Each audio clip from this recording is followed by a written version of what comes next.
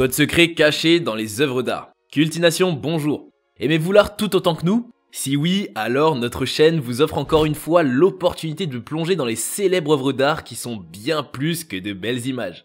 Bien qu'elles sont instantanément reconnaissables, la majorité de ces œuvres populaires contiennent des significations secrètes, des énigmes non résolues et même des images cachées sous de nombreuses couches d'huile et de vernis. Aujourd'hui, nous allons tous ensemble découvrir les codes cachés dans certaines œuvres d'art. Avant de commencer la vidéo, n'oubliez pas d'appuyer sur le bouton j'aime et d'activer la cloche des notifications pour ne rater aucune de nos vidéos plus instructives les unes que les autres. Vous trouverez en description toutes les sources que nous avons utilisées pour faire ce documentaire. Ceci, on commence! On commence par la célèbre Joconde de Leonardo da Vinci. Mona Lisa. Imprégné de mystère, ce chef-d'œuvre énigmatique déroute les chercheurs et les historiens de l'art depuis des siècles. Il y a quelques années, les érudits italiens ont ajouté une autre couche d'intrigue en annonçant que Da Vinci a laissé une série de minuscules lettres et chiffres. Vu au microscope, on arrive à distinguer que l'arche du pont en arrière du tableau porte une inscription qui est soit le chiffre 72, soit la lettre L et le chiffre 2. Derrière le tableau, on aperçoit le chiffre 149 et un quatrième chiffre qui s'efface dans la séquence. Certains chercheurs supposent que c'était probablement l'année où le tableau a été réalisé, lorsque Da Vinci était à Milan dans les années 1490. Ce que ces chiffres et ces lettres représentent vraiment est quelque chose que seul Da Vinci savait. Cette belle demoiselle n'a pas cessé d'être un casse-tête aux chercheurs et contient son lot de surprises. Or, le plus surprenant de ces surprises a été découvert en 2015 par un scientifique français qui a utilisé la méthode des couches augmentées et aurait trouvé un autre portrait de femme sous l'image que nous voyons aujourd'hui. On pense maintenant que c'était une première ébauche que Léonard de Vinci a recouverte en peignant dessus son chef-d'œuvre. Parlons maintenant de la Madonna du Saint Giovannino. Cette peinture représente la Vierge Marie avec le bébé Jésus qui paraît en pleine forme. On lui distingue même des traces d'abdominaux malgré son jeune âge. Néanmoins, ce n'est guère le point le plus intéressant de cette peinture. Installé au Palazzo Vecchio, à Florence en Italie, le tableau présente également une petite tache intéressante planant dans le ciel au-dessus de l'épaule gauche de Marie. En analysant de plus en plus, on remarque que si nous regardons au-dessus de l'épaule gauche de la Vierge Marie, on y trouve un objet en forme de disque qui semble briller. Un objet que l'on n'arrive toujours pas à identifier jusqu'à présent. Même les chercheurs n'ont pu l'identifier. En tout cas, c'est un objet que l'artiste a représenté dans les moindres détails, en s'assurant qu'il se démarquerait dans son œuvre d'art. Avant d'aborder les différentes suppositions sur cet objet, nous remarquons aussi que juste à côté on peut voir qu'un homme et son chien semblent regarder quelque chose dans le ciel. L'objet apparaît comme une structure sombre et ovale avec des rayons lumineux projetés sous tous les angles. Cet objet demeure un mystère, mais une théorie populaire suppose qu'il ressemblerait à une soucoupe volante des temps modernes. Quand on dit soucoupe volante de nos jours, ça vous fait penser généralement aux ovnis, donc c'est ainsi que beaucoup de chercheurs ont conclu finalement que cet objet était un ovni. Selon d'autres experts, cette apparition correspond à la représentation classique du Saint-Esprit. On voit très clairement l'espèce de bateau dans le ciel, derrière la Vierge. La toile de John Dee. Un tableau peut en cacher un autre. Vous la connaissez celle-là? Bon, vous aurez le temps de mieux vous informer en suivant nos explications. Revenons à la toile de John Dee. À l'occasion d'une exposition au Royal College of Physicians de Londres sur le très polyvalent John Dee, cet esprit du XVIe siècle, qui était à la fois mathématicien, astronome, philosophe et occultiste, adepte de la magie, des scientifiques ont inspecté la toile qu'on nomme John Dee, effectuant une expérience devant Élisabeth I. Ce tableau que Henry Gilliard Glindoni a peint il y a environ 3 siècles n'a pas oublié de glisser un secret dans sa peinture. En passant la toile au rayon X, les chercheurs ont révélé une deuxième image, ou plutôt une première version de la scène peinte par Glindoni. Autour de John Dee devaient initialement flotter plusieurs crânes humains. Cette représentation macabre n'aurait cependant pas plu à l'acheteur, qui aurait demandé au peintre de le recouvrir pour en faire la scène pudique que nous sommes en train de décrypter là maintenant. Je profite de l'occasion pour faire un petit topo sur John Dee, qui est une figure très énigmatique de la culture britannique. Au service de la reine Élisabeth I pendant près de 50 ans, il a été notamment réputé pour le fait qu'il essayait d'entrer en contact avec les anges grâce à une boule de cristal et à ses assistants médiums, qui lui valaient encore aujourd'hui sa réputation de magicien. La reine, quant à elle, avait un goût prononcé pour le surnaturel. Ses crânes cachés auraient été une illustration de cette facette plus obscure de l'époque victorienne. Certains curieux considèrent John Dee comme étant l'inspiration de R. James Bond en raison de sa signature qui était 007. La nuit étoilée de Van Gogh. Durant une conférence TED en 2014, une scientifique du nom de Natalia Sinclair a expliqué comment le mouvement dans le tableau de 1889 de Vincent Van Gogh, La nuit étoilée, faisait allusion à un concept mathématique extrêmement compliqué appelé flux turbulent des décennies avant que les scientifiques ne le découvrent. En 2004, à l'aide du télescope spatial Hubble, les scientifiques ont vu les tourbillons d'un nuage de poussière et de gaz lointain autour d'une étoile et cela leur a rappelé la nuit étoilée de Van Gogh, a expliqué Sinclair. Cela a motivé les scientifiques à étudier en détail les peintures de Van Gogh et lorsqu'ils l'ont fait, ils ont découvert qu'il existe un motif distinct de structure fluide turbulente, caché dans de nombreuses peintures de Van Gogh, un vrai génie. The Old Guitarist de Picasso. Le vieux guitariste est l'une des pièces les plus obsédantes créées pendant la période bleue de Pablo Picasso. Représentant un guitariste hagard et aveugle, la pièce reflète la fascination de Picasso pour les parias de la société qu'il a vu lors de ses voyages à travers l'Espagne. La période bleue de Picasso a été annoncée comme un tournant dans sa carrière, démontrant sa capacité à capturer l'émotion brute et à la préserver sur la toile. Examinons ensemble les secrets révélés dans Le vieux guitariste depuis sa création. Comme on le voit, tout le tableau montre un homme frêle berçant une guitare, la tête baissée et les yeux fermés. Les creux de ses joues suggèrent qu'il est peut-être appauvri avec seulement sa guitare pour se consoler. En regardant de plus près ce chef-d'œuvre, il est possible de distinguer la silhouette pâle et fantomatique d'une femme. Juste au-dessus du cou du guitariste, si vous avez des yeux d'aigle comme nous, vous pourriez voir le contour du visage d'une femme. Le département de conservation de l'Art Institute of Chicago a remarqué des incohérences dans le coup de pinceau de la pièce, les incitant à regarder de plus près avec une radiographie infrarouge. Les rayons X, la technologie infrarouge et d'autres techniques d'examen ont prouvé que la peinture représentait la maison d'une mère et d'un enfant et d'un animal quelconque. Il est populairement connu que l'artiste espagnol manquait de fonds à l'époque de sa vie où ce tableau a été créé. Il est donc présumé que la raison des figures mystérieuses est qu'il a peint sur une toile précédente lors de la création de ce portrait obsédant. Cependant, ce que cette théorie n'explique pas, c'est pourquoi il y a 3 personnages pas nécessairement connectés sur la même toile. Il ne précise pas non plus pourquoi Picasso a laissé la première femme mentionnée visible à l'œil nue. Pourrait-il y avoir plus dans cette histoire qu'il n'y paraît? La réponse est oui, il pourrait absolument y en avoir. Mais cela restera presque certainement un mystère historique de l'art pour toujours. En parlant toujours de Picasso, abordons cette fois-ci son œuvre prénommée The Blue Room. The Blue Room de Picasso. La salle bleue est considérée comme l'un des premiers chefs-d'œuvre de Pablo Picasso. Il a été peint lorsque Picasso avait 19 ans et vivait à Paris, et est l'une des premières œuvres de sa première période bleue de scènes mélancoliques dominées par des nuances de bleu variées. En 2014, des scientifiques ont révélé avoir trouvé une image cachée sous la surface peinte de The Blue Room, révélant le portrait caché d'un homme portant un nœud papillon, reposant son menton sur sa main, a rapporté l'Associated Press. On ne sait pas encore qui pourrait être l'homme mystérieux, mais ce n'est pas certainement un portrait de Picasso lui-même. Une des possibilités serait qu'il s'agit du marchand d'art Ambroise Vollard qui a animé la première exposition de Picasso à Paris en 1901. Comme je le disais plus haut, les historiens de l'art disent que Picasso était pauvre mais très productif à l'époque où il a peint la Chambre bleue, il n'était donc pas inhabituel pour lui de réutiliser une toile antérieure pour une nouvelle idée. Bacchus. Petite histoire sur la mythologie romaine avant de décrypter ce tableau du Caravage. Le personnage représenté sur ce chef-d'œuvre n'est personne d'autre que Bacchus, le dieu de l'ivresse et du vin dans la mythologie romaine, qui s'amuse tout en buvant un verre de vin et en invitant le spectateur à le rejoindre. Son équivalent chez les Grecs est Dionysos et ils partagent une parenté, des mésaventures et un parcours quasi similaire. Alors en quoi ce tableau peut-il intriguer? Le Bacchus du Caravage est l'un de ses tableaux les plus acclamés. Aujourd'hui, on peut le voir accroché dans la galerie des Offices de Florence. Il a l'air assez banal a priori, sans rien de plus à l'évidence.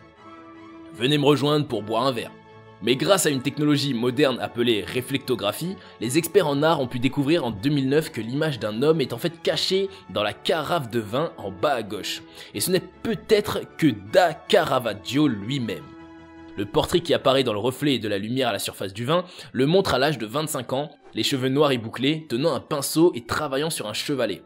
Le petit portrait a été repéré pour la première fois en 1922 lorsqu'un restaurateur a nettoyé la toile. Il a été révélé sous les siècles de crasse qui recouvraient cette vieille peinture. En raison du mauvais processus de restauration, l'image est devenue progressivement de plus en plus sombre jusqu'à ce qu'elle disparaisse. Grâce à la technologie moderne, nous pouvons maintenant revoir l'amusante représentation de Caravaggio de lui-même. David et Goliath de Michel-Ange. Ne pouvant pas passer inaperçu, ce panneau sur la chapelle Sixtine montre David battant le géant Goliath. Mais Michel-Ange a ajouté quelque chose d'assez cool à cette scène particulière. La position de David prend intentionnellement la forme de la lettre hébraïque Gimel. Cette lettre a tendance à faire référence à la récompense et à la punition, ce qui est parfait pour l'histoire biblique de l'opprimé. Le prophète Zacharie de Michel-Ange. Certaines œuvres de Michel-Ange dans la chapelle Sixtine pourraient avoir des secrets cachés plus ou moins effrontés. Le prophète Zacharie, par exemple, ressemble à une peinture murale du prophète éponyme lisant un livre tandis que deux chérubins jettent un coup d'œil par-dessus son épaule. Mais si vous regardez attentivement, il semble que l'un des anges retourne la figue, c'est-à-dire quand on met son pouce entre son majeur et son index. C'est la version ancienne du majeur. En gros, en collant son pouce entre son index et son majeur, il fait un geste du vieux monde qui signifie essentiellement le geste du majeur de nos jours. Le rabbin Benjamin Blake de l'université Yeshiva a déclaré à ABC News « C'est peut-être la clé pour comprendre le courage de Michel-Ange, les vrais sentiments de Michel-Ange à propos du pape et le fait que Michel-Ange n'a pas hésité à nous présenter des messages qui auraient pu être offensants. » Les proverbes flamands de Pieter Bruegel. Cette peinture à l'huile sur panneau de chêne datée de 1559 et peinte par Pieter Bruegel, l'ancien représente une terre peuplée d'interprétations littérales de proverbes néerlandais de l'époque. L'œuvre contient plus de 100 dictons et expressions néerlandaises, ce qui est dû au fait que les recueils de proverbes étaient courants à l'époque de Bruegel. Certains sont encore utilisés aujourd'hui, comme nager à contre-courant, le gros poisson mange le petit poisson, se cogner la tête contre un mur de briques, et armé jusqu'aux dents. D'autres proverbes indiquent la bêtise humaine. Certaines figures semblent représenter plus d'une figure de style, comme l'homme tondant un mouton à gauche du centre en bas du tableau. Il est assis à côté d'un homme en train de tondre un cochon, ce qui représente l'expression « on tond les moutons et l'autre les porcs », signifiant que l'un a l'avantage sur l'autre, mais cela peut aussi représenter le conseil « tondez-les mais ne les écorchez pas », c'est-à-dire tirer le meilleur parti de vos atouts. Au dernier décompte, il y avait plus de 125 proverbes identifiés dans le tableau, avec probablement encore plus qui n'ont pas encore été reconnus. Le tableau est conservé au Stalitz Museum de Berlin en Allemagne. La tempête de Giorgione. Nous voyons tous deux personnages, l'un masculin et l'autre féminin sur cette toile. Ils sont tous les deux à l'extérieur des murs d'une ville inconnue et on dirait qu'une tempête arrive. C'est a priori ce que tout le monde voit en regardant ce tableau pour la première fois. La peinture semble très simple et directe, mais au fil des années, de nombreux chercheurs l'ont analysée et ont essayé de trouver la meilleure interprétation. Le jeune homme debout à droite a été décrit comme un soldat, un berger, un gitan ou un jeune aristocrate. La femme assise en face de lui est soit une gitane, soit une prostituée Ève, soit Marie, mère de Jésus, lors de la fuite en Égypte. Il y a aussi une cigogne sur l'un des toits, qui selon certains est un symbole de l'amour des parents pour leur enfant. Tout autour semble être silencieux, dans l'attente de la prochaine tempête. Selon un érudit italien appelé Salvatore Cetis, la ville en arrière-plan est une représentation du paradis, tandis que les deux personnages sont Adam et Ève avec leur fils Cain. Dans la mythologie grecque et hébraïque, antique, l'éclair dans le ciel est une représentation de Dieu. Cetis pense que le tableau montre le moment où Dieu a chassé Adam et Ève d'Éden. Ce n'est là qu'une des explications de la tempête, un tableau que de nombreux érudits considèrent comme l'une des œuvres d'art les plus énigmatiques. Certaines vont jusqu'à croire qu'il est hanté par l'esprit de son auteur qui y réside. La naissance de Vénus de Sandro Botticelli. Cette peinture a créé l'histoire pour plus d'une raison. La beauté artistique traduite sur la toile et l'expression inébranlable de la nudité n'étaient pas tout ce qu'il y avait. On y trouve aussi une représentation subtile des organes génitaux féminins. Non pas celui que Vénus essaie de couvrir avec ses mains et ses cheveux cependant. La coquille Saint-Jacques sur laquelle se tient Vénus est une allusion aux organes génitaux féminins, symbolisant la fertilité selon de nombreux historiens de l'art. Qui est Léonard de Vinci? Leonardo di Ser Piero, alias Leonardo da Vinci, Léonard de Vinci pour les francophones, est né le 15 avril 1452 à Vinci, une petite ville de Toscane près de Florence. Il est né d'un père notaire, Ser Piero, et d'une paysanne. À l'époque, cette union avait tout d'un amour illégitime.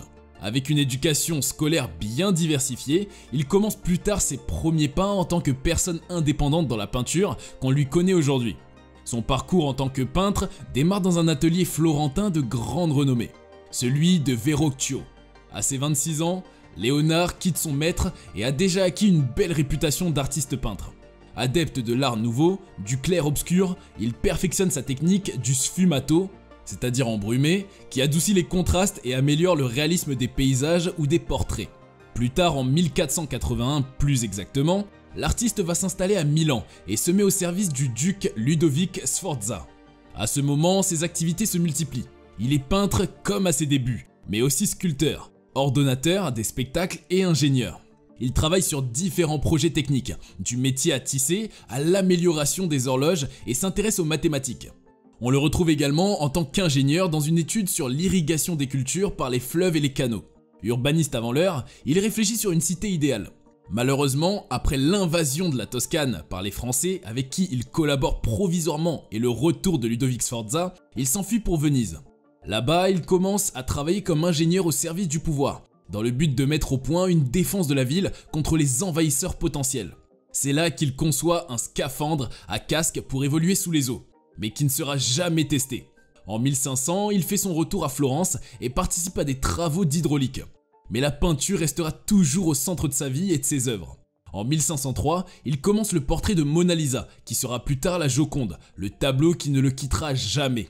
Parallèlement, le peintre se lance dans la réalisation d'une gigantesque fresque murale nommée la bataille d'Anghiari au Palazzo Vecchio, en face de celle commandée à Michel-Ange.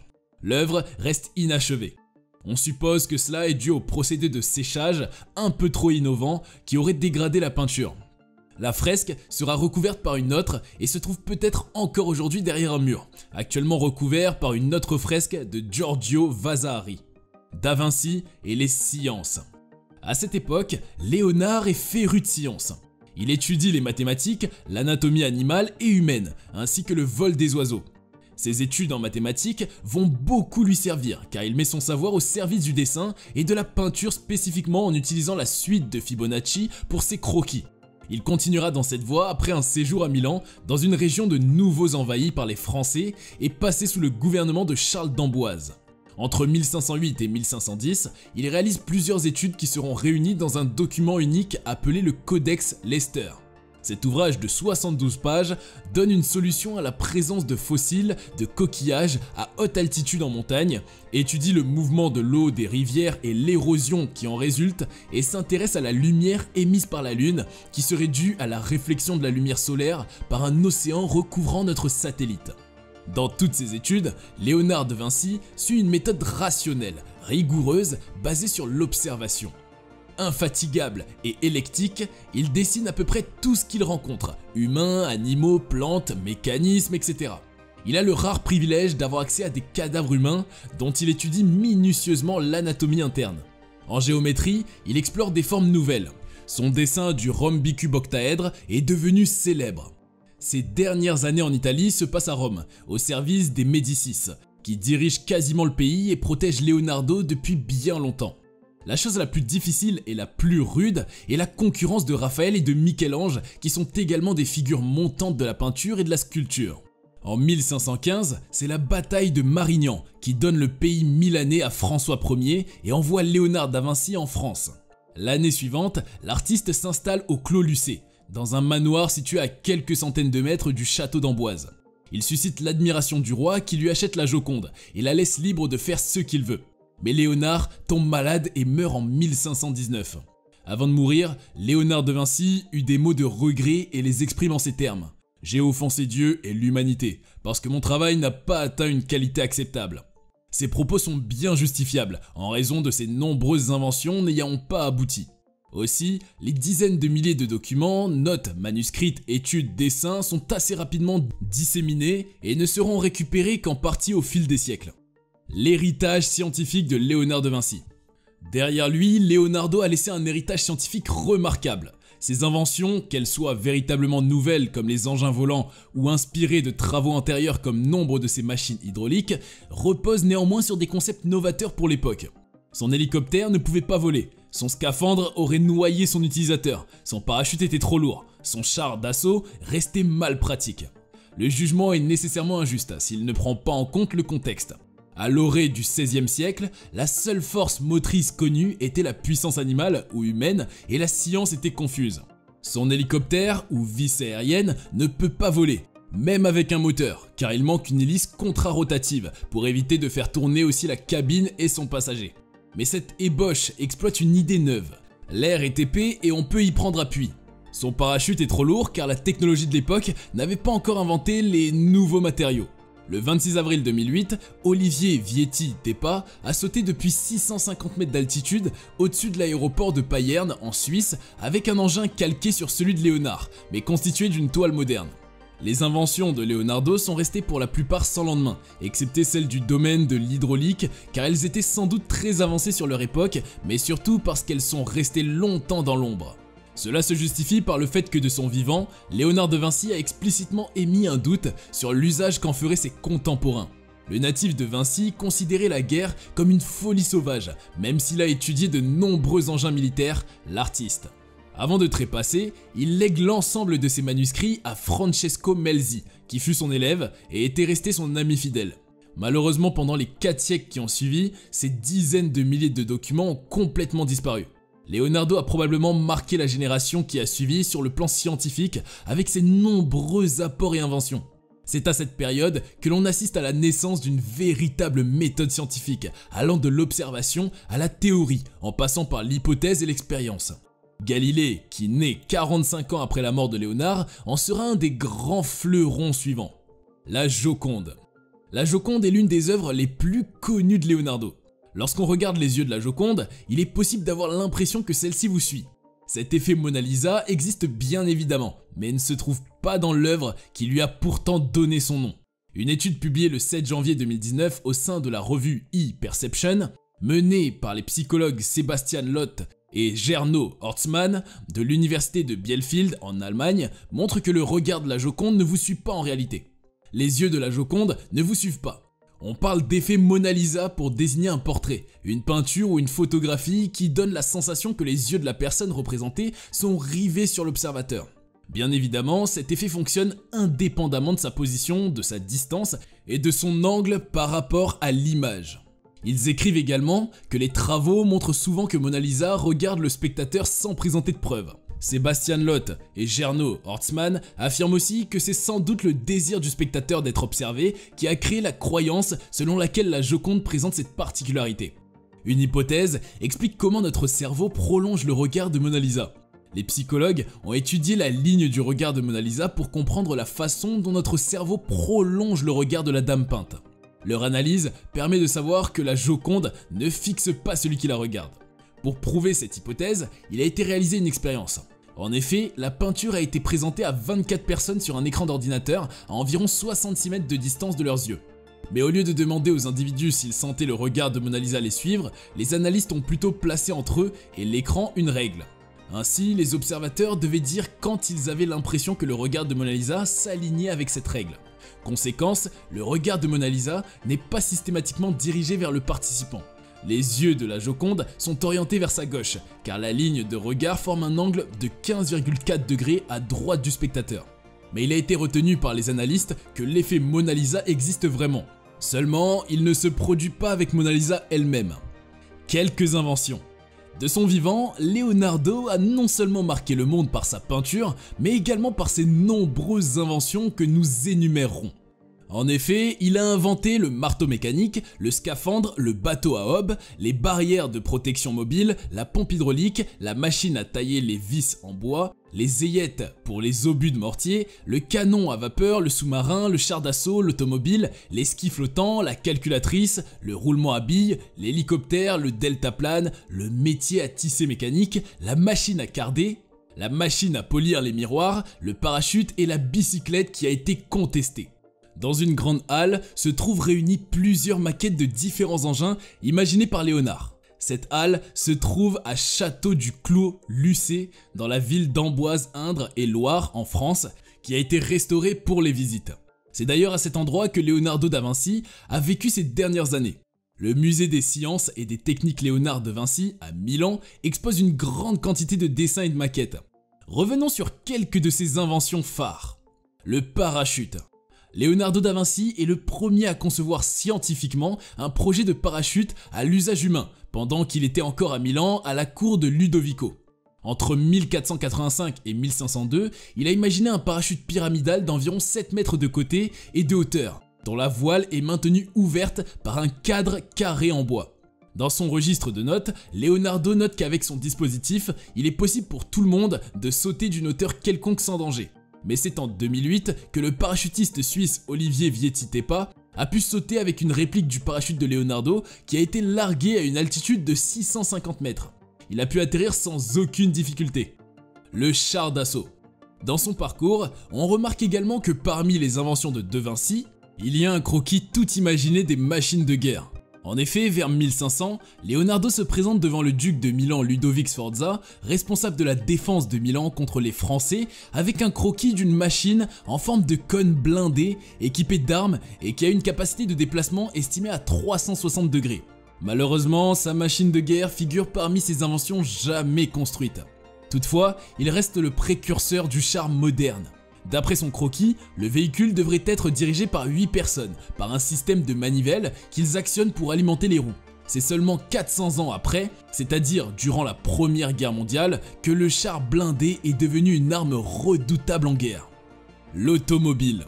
Leonardo est également présent dans les transports. Il révolutionne l'industrie automobile en inventant son propre prototype de tricycle à ressort.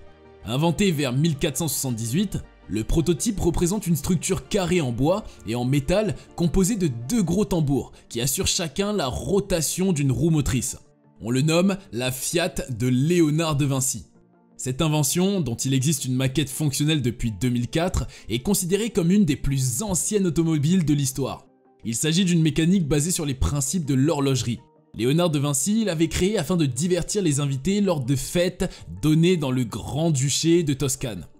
Le roulement à billes. Lors de son séjour à Milan, Leonardo a également mis au point un objet mécanique dont le potentiel s'est révélé 5 siècles plus tard. Le roulement à billes. C'est un objet capable de diminuer les frottements grâce à des billes libres. Encore une fois, cette idée n'a pas dépassé le stade du croquis. Mais en 1907, l'ingénieur suédois Sven Wingquist réussit à mettre au point un roulement robuste permettant d'améliorer les performances des machines textiles de son employeur. Un essai qui va être le tout premier pour l'œuvre de Leonardo. Le scaphandre. Léonard de Vinci a été le premier à trouver un moyen de rester longtemps en apnée. On le nomme l'ancêtre du scaphandre à casque. Il a imaginé une combinaison de plongée équipée d'un masque et qui, par le biais d'un tube venant de la surface, amènerait l'air au plongeur. Évidemment, tout ça n'est que théorique. Mais cette technique était inutilisable, puisqu'au-delà d'1,30 m, le plongeur ne peut plus respirer. Il a oublié de prendre en compte un paramètre, la pression. Au-delà d'une certaine profondeur, bien que minimale, la cage thoracique humaine n'a pas la force de vaincre la pression exercée par l'eau. Un bien malheureux échec. L'ornithoptère. Après avoir étudié le vol des oiseaux, une étude qui l'a beaucoup inspiré, le mouvement des ailes de l'oiseau ainsi que la fonction et la position des plumes, Léonard de Vinci a tenté de reproduire ces mouvements de battement en mettant une machine activée par la force musculaire humaine. L'ornithoptère. Le nom de l'appareil vient du grec oiseau et ptéron aile. Malheureusement, il n'a jamais réussi à faire voler sa machine car elle demandait trop de force physique et l'énergie musculaire humaine. Mais l'ornithoptère a ouvert la voie pour l'hélicoptère moderne, une très généreuse idée. Les écuries automatiques. Sous l'impulsion du duc Ludovic Sforza, Léonard de Vinci, le célèbre peintre, met en œuvre un projet d'écurie automatique savamment pensé. L'attente du peintre, dans son manteau d'architecte, était d'automatiser les écuries du duc de manière à ce qu'elles soient autogérées. En effet, l'un des objectifs était que le purin s'évacue tout seul par le truchement des rigoles et réseaux souterrains. Le foin conservé à l'étage devait descendre de manière autonome dans les mangeoires. Et en ce qui concerne les abreuvoirs, ils seraient irrigués au moyen de pompes à eau provenant d'une rivière. Il fallait rendre les écuries capables d'accueillir 128 chevaux avec 4 rangées de 32 box. Le robot. Intitulé Chevalier mécanique, son robot est un automate humanoïde conçu à l'occasion de festivités organisées en 1495 à la cour de Milan par Ludovic Sforza. Revêtu d'une armure médiévale, il pouvait exécuter plusieurs types de mouvements, comme se tenir debout, s'asseoir, bouger les bras, ouvrir et fermer la mâchoire, et dont l'ensemble était actionné par un système de poulies et de câbles. Grâce à un mécanisme de percussion placé en haut du torse, sa bouche émettait également des sons. Les proportions anatomiques de son chevalier s'inspiraient de ses recherches relatives à l'homme de Vitruve. Léonard de Vinci aurait également construit un lion mécanique présenté à la cour de François Ier en 1515 pour amuser et impressionner le roi. La calculatrice. Léonard propose un prototype de calculatrice mécanique. Son invention contenait seulement 16 touches et 10 dents à rouage. Notez que cette idée lui est venue seulement après que les Grecs aient créé le mécanisme d'Anticythère, un calculateur analogique qui était utilisé pour prédire les positions des astres et des éclipses. Son invention est apparue 1600 ans après celle des Grecs. Un sacré coup de temps. Les documents importants de son existence. Codex Atlanticus. Recueil de dessins et de notes daté de 1478 à 1518. Rassemblé en 1119 feuillets de grand format, celui d'un atlas d'où le nom. Il ressemble les principales études techniques de Léonard de Vinci. On y trouve de nombreux engins hydrauliques pour le transport ou le pompage de l'eau. Y figure également un pont démontable destiné aux militaires, tout comme le fameux char d'assaut. Une simple esquisse évoque l'idée étonnante de flotteurs pour marcher sur l'eau. C'est également dans ce document que se trouvent réunis les dessins de machines volantes, planeurs et vis aériennes et les études de vol des oiseaux. Le Codex Atlanticus se trouve actuellement à la bibliothèque ambrosienne de Milan. Codex Leicester. Ensemble de 18 feuilles pliées en deux et écrites en recto verso, et donc constitué de 72 pages. Rédigé en écriture spéculaire de gauche à droite, que l'on peut lire à l'aide d'un miroir, il récapitule des observations scientifiques dans plusieurs domaines. Léonard y explique la présence de coquillages fossiles en montagne par le soulèvement du fond de la mer dans le passé. L'eau recouvrant la surface lunaire expliquerait la réflexion de la lumière solaire. S'y trouvent également des observations sur les mouvements des fleuves et des rivières et sur l'érosion qu'ils engendrent. Bill Gates l'a acheté en 1994 pour 30,8 millions de dollars. Chaque année, il est exposé dans un pays différent. Codex de Madrid 1 et 2. Découvert en 1966, il contient des dessins de multiples mécanismes précisément décrits. Nous sommes à la fin de notre vidéo. Merci de nous avoir suivis. N'hésitez pas à liker la vidéo si ce n'est pas encore fait. Dites-nous aussi en commentaire ce que vous pensez de ce grand monsieur qui a marqué l'histoire et qui a pu laisser son empreinte un peu partout. On se donne rendez-vous pour une nouvelle vidéo sur Cultination.